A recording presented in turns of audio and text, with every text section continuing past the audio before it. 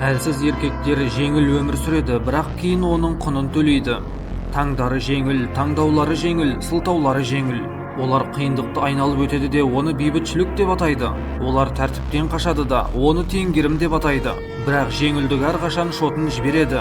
Ол өкініш болып келеді, әлсіздік болып келеді, ештеңеге айналмаған өмірі болып келеді. Күшті еркектер қиын жолды ерте таңдайды.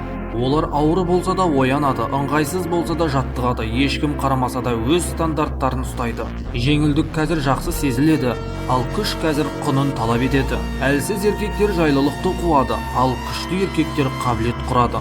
Егер өмірің жұмсақ сезілсе, әдеттеріңе қара.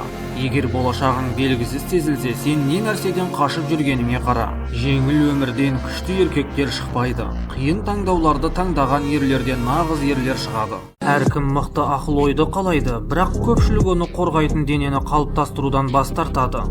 Стоиктер мұны түсінді, олар күн сайын жаттықты, өйткені әлсіз дене әлсіз рухты тудырады, ал әлсіз рух қысымға төтеп бере алмайды. Денең тез берілсе, ойың одан да тез беріледі. Өзіңді жұмсартуға жол берсең, тәртібің сонымен бірге өледі. Ал шын мәнінде жаттыққанда ойың айқындалады, сезімдерің тұрақтанады, ерік-жігерің қауіпті қаруға айналады.